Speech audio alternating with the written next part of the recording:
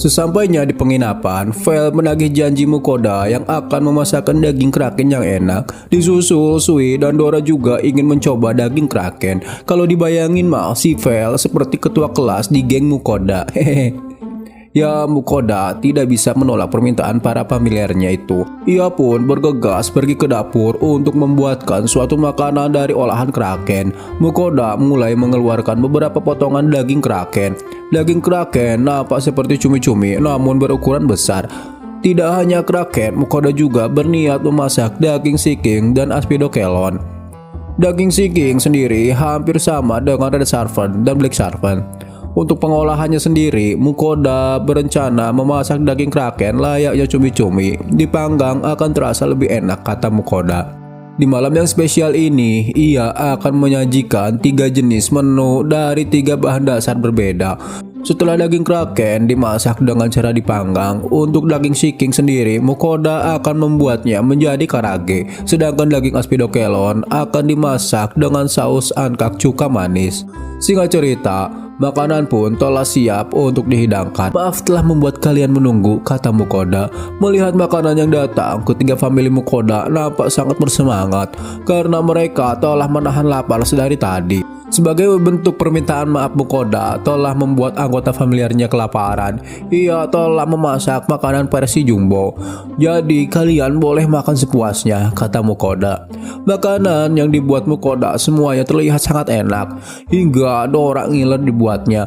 Tanpa banyak basa-basi ini itu, Vel langsung mengambil kraken panggang. Ia makan dengan lahapnya. Penantian selama bertahun-tahun akhirnya kesampaian juga. Vel terlihat begitu gembira. Master, Sui juga ingin mencoba daging kraken, kata Sui. Dan acara makan-makan mereka gua skip aja ya guys. Setiap bikin skrip momen Mukoda dan familinya makan, gue jadi suka ikutan lapar. Singkat waktu, pagi pun tiba. Setelah kraken dikalahkan, kondisi kota mulai ramai kembali. Saat ini, Mukoda telah berada di pasar dekat pelabuhan. Mukoda bertanya-tanya dalam hatinya, apakah ikan itu bisa dimakan? Berbeda jauh dengan dunianya. Palingan yang ada di pasar ikan emas, lele, sama jair. Mukoda berjalan di sekitar pasar. Walau orang-orang di sana terkejut melihat Fenrir di hadapannya, namun mereka bisa mengerti kalau Fenrir anggota familiarnya. Jadi sikap orang-orang tiba-tiba menjadi baik lagi. Kebanyakan yang berjualan di sana adalah seorang nelayan.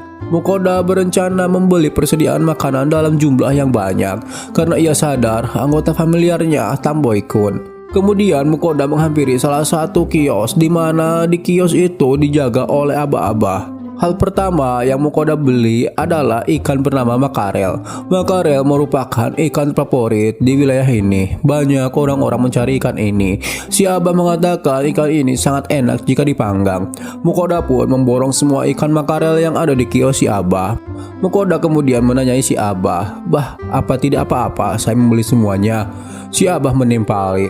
Seperti yang Ujang lihat di sini, hampir seluruh kios menjual ikan. Jadi kalau di salah satu kios habis, si pembeli bisa mendapatkannya di kios lain. Abah mah atoh barang dagangannya diborong, jadi abah bisa langsung rebahan di imah. Lalu Mukoda kembali berkeliling mencari bahan makanan yang sekiranya belum pernah mereka rasakan. Sekilas Mukoda melihat seperti ada ikan salmon. Ketika ia menghampirinya, benar saja ikan yang dilihatnya adalah ikan salmon. Ikan ini juga merupakan salah satu ikan terpopuler di kota ini. Jadi Mukoda pun membeli ikan salmon dalam jumlah yang banyak. Ikan berikutnya yang dibeli Mukoda adalah ikan makarel kuda. Di dunia ini, ikan tersebut dinamai ikan makero. Ikan ini sering dikonsumsi oleh para petualang. Pengolahannya dengan cara dibikin junk food, dikeringkan kayak ikan asin atau dibuat dalam kemasan seperti sarden cheese. Namun insting Mukoda berkata kalau ikan ini enak digoreng. Hanya dengan 3 tembaga Mukoda bisa mendapatkan 1 ember ikan makero. Seperti yang sebelum-sebelumnya, Mukoda juga membeli ikan ini dalam jumlah yang banyak. Dari kejauhan terdengar suara pedagang berteriak, selamat datang, ini ikan tirane yang terkenal di Berelian. Masih segar, baru ditangkap pagi ini. Ayo beli mumpung masih segar," kata si pedagang. Mendengar itu, Mukoda menghampiri kiosnya. Ikan tiran sangat dipuja-puja di Shadow Warrior karena rasanya yang enak, dimana ikan ini sangat besar, panjangnya saja bisa mencapai 2 meter. Ikan itu sama persis dengan ikan piraracu, ikan air tawar yang hanya hidup di sungai Amazon. Jika mencari perbedaan, satu-satunya yang terlihat berbeda adalah giginya yang tajam dan ikan tiran hidup di lautan bukan di air tawar. Kembali Mukoda membeli ikan ini dalam jumlah yang banyak. Si pedagang memberitahu kalau ikan tiran sangat enak jika dipanggang maupun dibuat sup. Dalam hatinya Mukoda berkata, apa di sini tidak ada yang makan daging ikan mentah ya? Biar nggak penasaran, Mukoda mencoba bertanya langsung kepada si penjual. Mang, apakah ikan di sini bisa dimakan mentah-mentah? Hah, Atah? Dengan tegas si penjual berkata, itu hal yang bodoh. Kamu memakannya mentah-mentah, kamu akan mati. Kami disidik-sidik mah, sanes orang dianya, si pedagang bertanya. Iya mang, saya bukan orang sini. Saya merantau dari kota seberang. Oh, pantas saja Anda bertanya seperti itu. Jadi saya beritahu, jangan mencoba memakan ikan di sini mentah-mentah karena itu bisa membuatmu mati, kata si pedagang. Setelah mendengarkan semua perkataan si pedagang, ia berkata seperti itu bukan tanpa alasan. Ternyata parasit menempel di dalam tubuh ikan-ikan ini disebut ulat ikan volbalas. Parasit ini bisa menginfeksi apapun yang hidup di lautan, hidup di antara kulit dan daging ikan, dan bertelur di sana.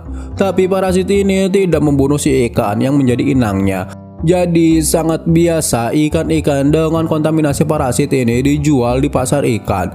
Namun akan menjadi bahaya jika parasit ini menginfeksi manusia, karena parasit ini akan memakan organ dalam manusia hingga inangnya mati. Namun ulat ikan volbalas ini memiliki kelemahan yang sangat menentukan, yaitu panas. Jadi untuk kalian semuanya tong sekali-kali ngadahar daging atah-atah. Panaskan walau itu hanya sebentar. Setelah mengetahui ini, mereka mengobrol lebih lama. Tidak hanya hewan laut, ternyata hewan darat juga memiliki parasit yang serupa. Kelemahannya pun sama, yaitu panas. Mukoda merasa lega karena selama ini dirinya selalu memanaskan makanan yang akan dimakan. Untuk saat ini Mukoda berpikir tidak membawa budaya dunia tempat ia berasal yang suka makan daging mentah. Beberapa waktu berlalu, hal selanjutnya yang menarik perhatian Mukoda adalah kepiting dan udang. Banyak jenis kepiting dan udang dijual di sana. Mukoda memilih kepiting raja merah dan udang vermilon, tentunya dalam jumlah yang banyak. Selanjutnya Mukoda membeli beberapa kerang untuk camilan nanti nonton laga final Liga Champion. Banyak jenis kerang yang Mukoda beli, dari yang berukuran kecil hingga yang berukuran besar. Setelah semua belanjaannya sudah dimasukkan ke dalam item box, sebetulnya Mukoda ingin berkeliling lagi mencari sesuatu yang bisa dibeli. Namun melihat Vel dan yang lainnya nampak gelisah gara-gara lapar, Mukoda memutuskan untuk mengakhiri penjelajahan di pasar pada hari itu. Ada begitu banyak varian makanan laut yang dijual di sini, seperti yang diharapkannya dari kota pelabuhan. Ikan-ikan di sini dijual dengan harga yang murah. Dari pembelian tadi, Mukoda tidak hampir menghabiskan 5 koin emas, tapi semua yang dibelinya tadi akan terasa sedikit buat perut Vel dan yang lainnya.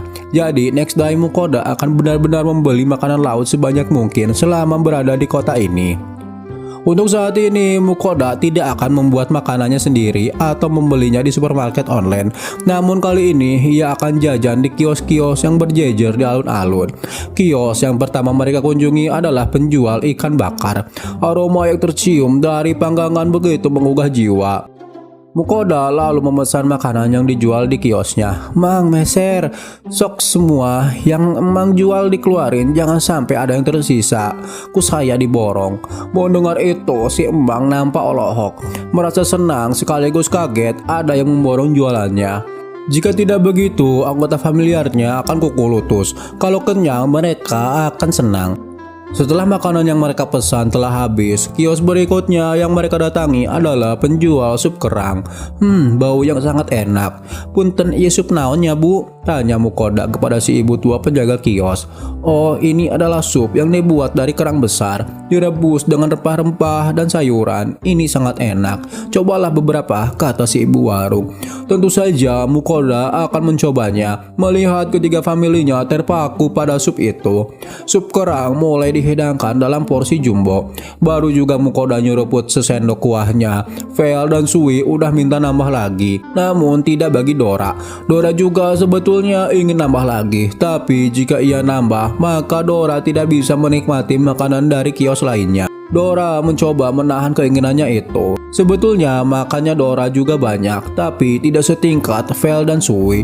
Mereka berdua udah seperti atlet cabang makan besar. Mukoda membayar makanan yang dibelinya dan meminta si ibu warung membantu Vel dan Sui mengisi kekosongan di perut mereka lagi. Sup ini ringan dan sangat enak, kata Vel. Sui juga menyukai ini. Vel dan Sui menghabiskan mangkuk kedua mereka dengan cepat. Kemudian mereka melanjutkan perjalanan ke kios berikutnya dengan Vel memimpin. Dan kios yang menjadi tujuan selanjutnya adalah pedagang kerang panggang besar dan kecil. Suara ngejeos dari bumbu yang meresap ke dalam daging kerang yang montok membuat Mukoda ngiler. Mukoda mulai berbicara dengan familiarnya lewat telepati. Berapa banyak yang kalian inginkan, kata Mukoda. Vel meminta 10 porsi kerang besar. Begitupun Sui ingin sama seperti paman Vel, 10 porsi kerang besar. Sedangkan Dora memesan porsi standar. Setelah dihidangkan, Mukoda mengambil semua kerang mereka.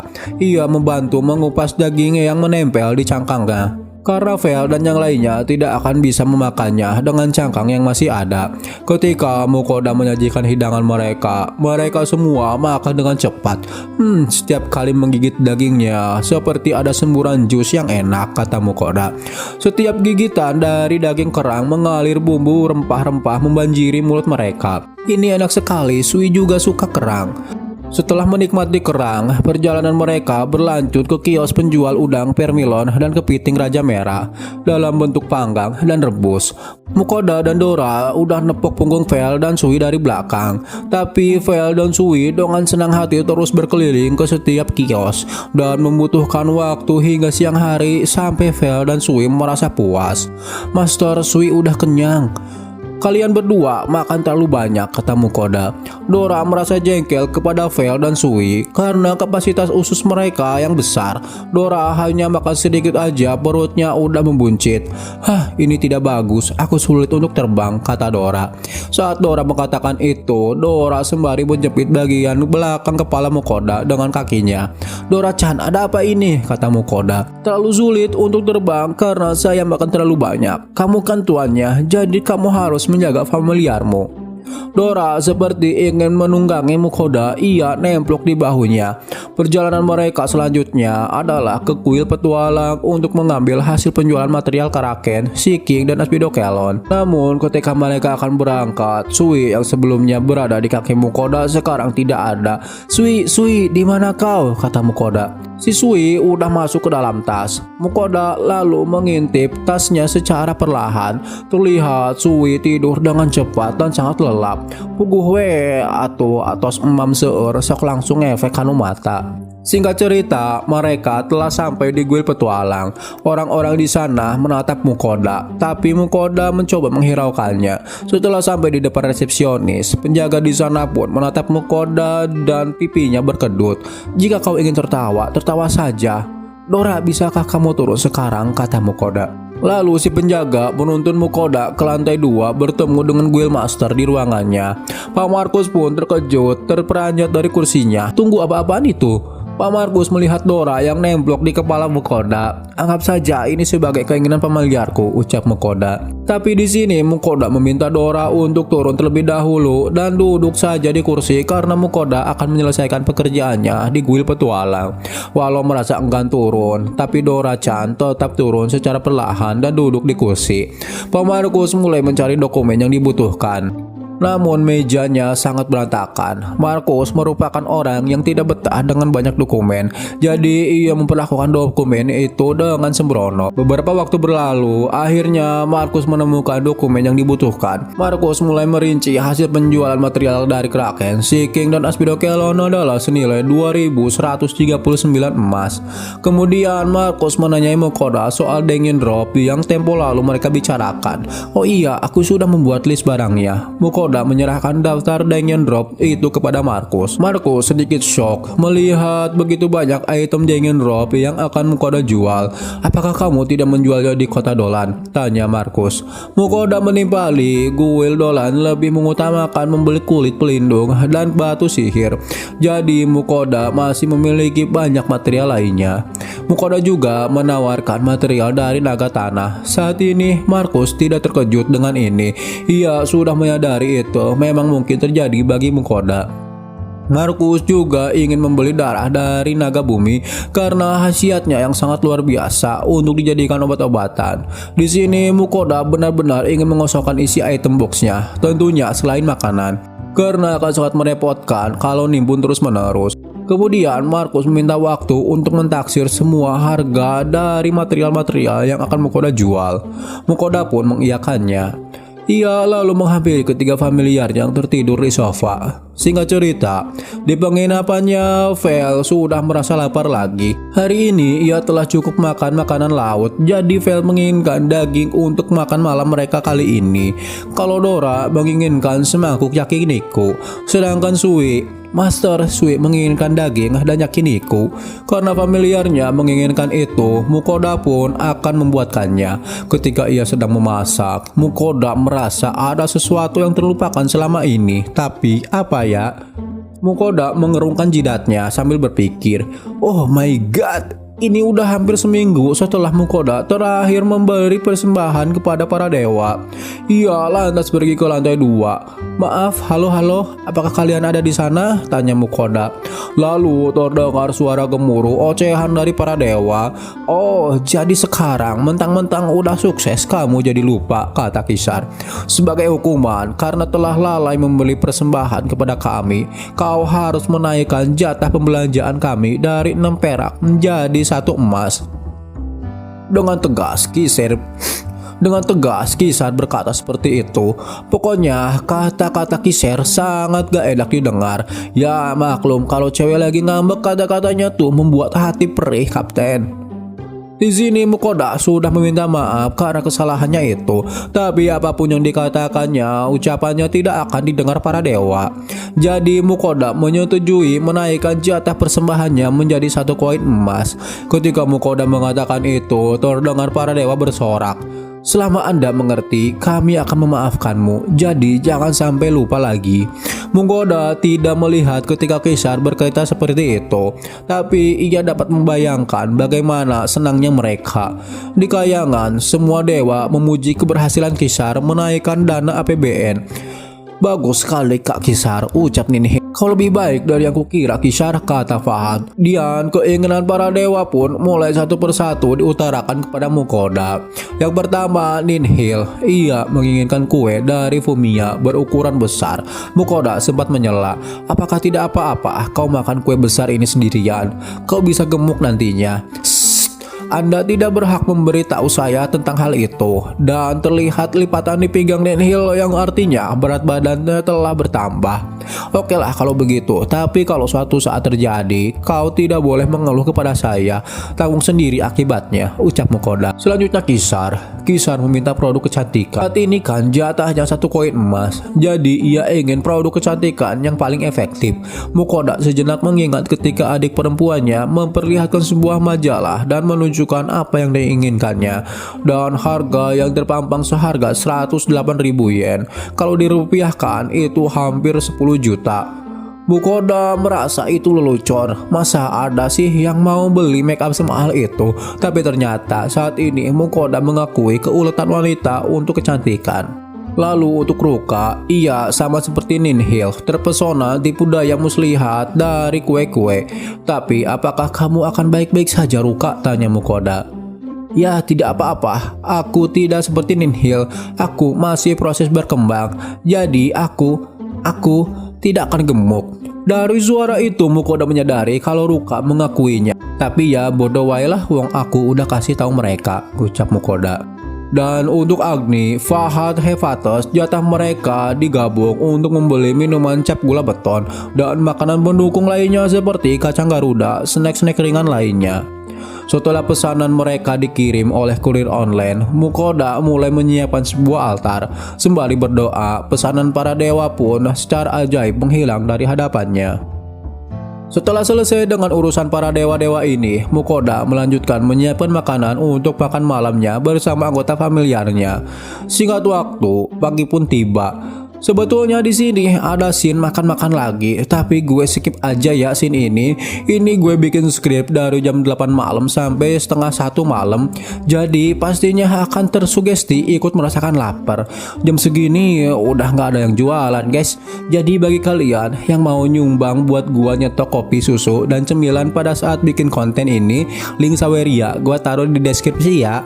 Berapapun yang kalian beri, ikhlas berniat untuk infak, semoga menjadi amal ibadah yang dicatat di buku amal kalian. Amin. Oke, lanjut.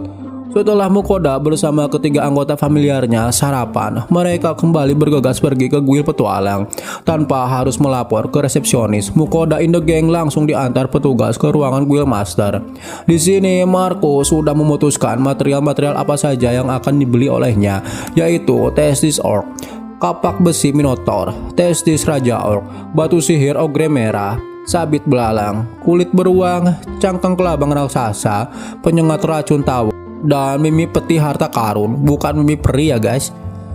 Dan untuk darah naga tanah, Markus akan membeli 2 botol. Sebelum Markus membayar barang-barang itu, ada petugas yang datang menghampirinya. Kemudian ia memberitahu kalau guild master di sana ingin bertemu dengan Mukoda, dan karena Markus belum menghitung total pembeliannya, jadi Mukoda dapat pergi dulu ke guild pedagang. Singkat waktu, Mukoda pun sampai di guild pedagang. Di sana ia bertemu dengan guild master bernama Geld. Di hadapan Geld ada seorang lelaki tua bernama Adrian. Sesama guild merchant memiliki koneksi yang baik dan alat teleportasi juga. Kedatangan Adrian ke sini adalah ingin menyampaikan surat dari Lambert, sahabat Mukoda dari kota Karelina. Sebetulnya Mukoda juga telah mendebak isi surat itu apa, dan benar saja isi suratnya Lambert memberitahu kalau penjualan sabun sampo milik Mukoda berjalan lancar. Malah saat ini Lambert membatasi pembelian konsumennya karena stoknya yang menipis. Jadi di surat itu Lambert meminta Mukoda mensuplai lagi persediaan barang-barangnya. Produk Mukoda seperti sampo, sabun telah tersebar di setiap penjuru kota. Konsumen utama mereka adalah para gadis. Mereka sangat menyukai hasilnya setelah memakai produk Mukoda. Di sini Lambert ingin memesan 1000 sabun murah, 500 sabun wangi mawar, 1000 botol sampo kondisioner, 400 sampo perawatan rambut, dan 100 krim rambut. Total harga 1185 koin emas. Andai saja kita bisa menjadi pengusaha seperti Mukoda, bisa cepat-cepat pergi umroh nih. Mukoda memahami isi pesan ini dan ia akan menyiapkan barangnya dulu, mungkin membutuhkan beberapa hari. Setelah selesai, Adrian pamit pergi kembali ke kota Karelina. Tidak lupa Mukoda nitip salam untuk Lambert. Sebelum Mukoda kembali ke guild petualang, ia dicegat oleh Guard. Guard mendengar Mukoda memiliki mutiara dari Dengen. Ia ingin membelinya dari Mukoda. Dari pengalaman sebelumnya yang diberitahu Ugo soal berbisnis dengan guild merchant, kebanyakan para petualang tidak mengetahui kisaran harga barangnya dan mereka selalu terkena tipu. Jadi di sini Mukoda tidak akan menjualnya secara langsung, tapi akan lewat guild petualang. Mendengar itu, Gerd pun menyetujuinya.